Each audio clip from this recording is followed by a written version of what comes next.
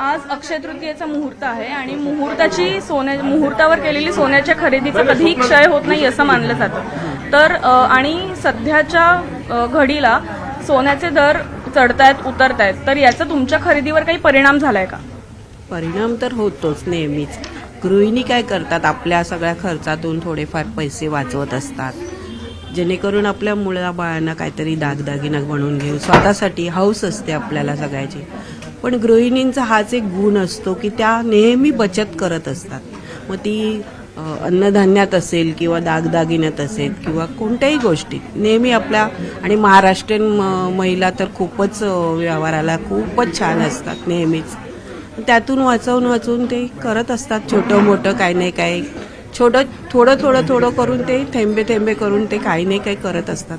कधी कधी घरातल्या नाही माहीत नसतं, अरे हा दागिना कुठून घेतला, नाही मी ते साठवलं होतं, कुठेतरी फंड टाकत होती, कुठेतरी 2-5 हजार वाचवत होती, त्यातून करत होती.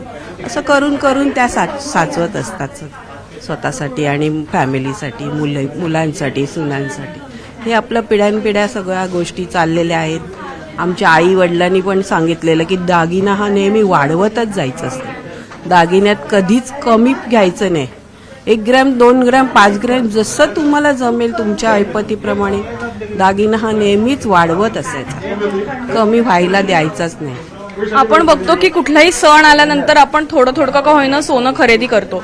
तर तुम्ही पुढच्या पिढीला सण आणि सोनं हे नातं कसं पोहोचवताय? आपल्या देशाची परंपराच आहे की आपले दागिने हे पारंपरिक असतात. आपले दागिने हे आत्ता कोण कारागीर येऊन बनवेल आणि त्याचं इन्व्हेशन टाकेल असे पण आहेतच, पण आपण नेहमी, आम्ही तरी महिला महाराष्ट्रीयन आहोत, आम्ही नेहमी ह्यांच्याकडे एक राजेशाही म्हणून एक संग्रह असतो, त्यासाठी मी आवर्जून येते.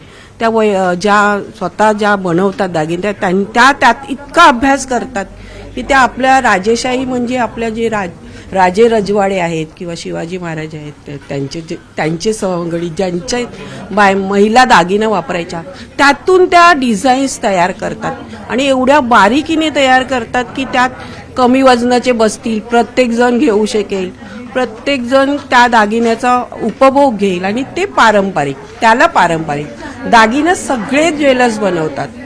असं नाही आहे की नाही बनत, प्रत्येकाला आयडिया असते, प्रत्येकजण. आणि हे आमचं इथे येण्याचं हेच कारण आहे की त्यांचा जो संग्रह असतो तो त्या स्वतः मेहनत करतात त्यामध्ये, आणि मग तो दागिना आपल्याला घ्यावासा वाटतो. आम्ही त्यांना बोलतो आम्हाला थोडं कमी करा, त्या सगळं म्हणजे अगदी घरच्यासारखं करून देतात, म्हणजे घ्यावंसं वाटतं, इतकं आहे तिथे येणे. गेल्या वर्षी सुद्धा अक्षय तृतीयेला खूप छान गर्दी झालेली, कारण एप्रिलच्या दरम्यान जो रेट आहे सोन्याचा तो जस्ट 1 लाख क्रॉस झालेला. सो गेल्या वर्षी सुद्धा खूप छान प्रतिसाद होता अक्षय तृतीयेला. ह्या वर्षी योगायोगाने रविवार असल्यामुळे आम्हाला अपेक्षित होतंच, सो आम्ही पूर्णपणे सज्ज आहोत. तर तुम्ही बघू शकता आत्ताचे फक्त 11:30-12 वाजले तरी सुद्धा भरपूर गर्दी आहे दुकानात आणि सोन्याचे भाव वाढतायत. तर तुम्ही ग्राहकांना सोनं गुंतवणुकीसाठी कसं घ्यायला सांगाल? म्हणजे घटनावळीचे जे दर असतात किंवा आपले नाणी असतात किंवा मणी, तर तुम्ही कशा रीतीने तुम्ही त्यांना गुंतवणूक करायला सांगाल? सो आम्ही नेहमीच असं सजेस्ट करतो कस्टमर्सना की तुम्ही नाण्यांमध्ये गुंतवण्यापेक्षा तुम्ही दागिन्यात जरी गुंतवणूक केली सोन्याची तर ते वापरून सुद्धा होतं, आणि I think it is the only commodity जी तुम्ही वापरली तरी काही घट न होता, आता गव्हर्नमेंटनी हॉलमार्क आणल्यामुळे काही घट काही होत नाही, आणि ती वापरून सुद्धा तुम्हाला त्याचा इन्व्हेस्टमेंटचा मोबदला चांगला मिळतो, दुपटीने मिळतो. सो नाणं काय तुम्ही घेऊन लॉकरमध्ये ठेवा, दागिना घेतलात तर तुम्ही वापरू शकता, काही वर्ष वापरू शकता आणि मग तो अपग्रेड करू शकता. So it is equal.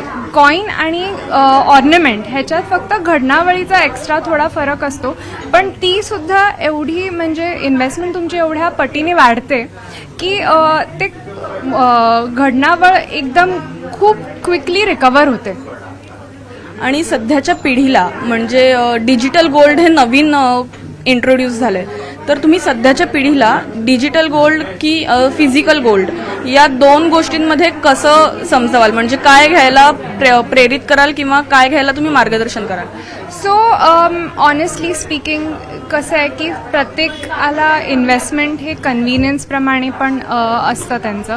So digital gold बऱ्याच लोकांना कसं असतं की त्यांना सोपं पडतं त्यांचे फायनान्सेस मॅनेज करायला, फोनवरनंच करता येतं, बुक करता येतं वेन एव्हर इट्स पॉसिबल.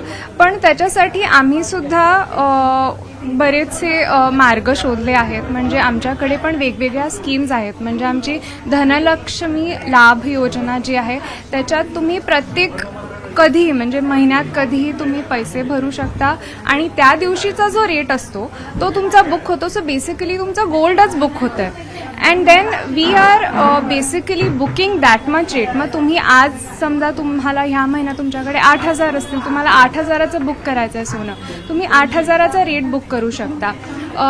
पुढच्या महिन्यात तुमच्याकडे 15,000 असतील, तुम्ही 15,000चं बुक करू शकता. So we have also come up with multiple ways to ensure की कस्टमर्सना कन्व्हिनियंटली इन्व्हेस्ट करता यावं. आणि मला असं वाटतं की it is easy for customers. आता जर मी फिजिकल गोल्ड घेतलं तर तुम्ही कुठल्याही कानाकोपऱ्यात तुम्ही इंडियामध्ये आहात where gold is like a universal language. तुम्ही कुठल्याही छोट्यातल्या छोट्या ज्वेलरकडे जरी गेला तरी तुम्हाला ते एनकॅश करता येतं. डिजिटल गोल्डचं तसं नाही आहे. ते तुमच्याकडे यायला, तुमच्या अकाउंटमध्ये रिफ्लेक्ट व्हायला काही it takes certain amount of time. So gold कधी पण it's a very simple form of investment. तर तुम्हाला जर आम्ही त्या सोयी देत असू तर तुम्ही फिजिकल गोल्डमध्ये पण इन्व्हेस्ट केलं तर it's easy. But like I said, digital gold if it's convenient to you that also works. धन्यवाद. तर महागाईच्या चिंतेपेक्षा सध्या सणाचा आणि उत्सवाचा माहोल जास्त आनंदाचा दिसतोय. विजय रमेश सोबत मी वैदेही कर्णिक, न्यूज 18 मराठी, मुंबई.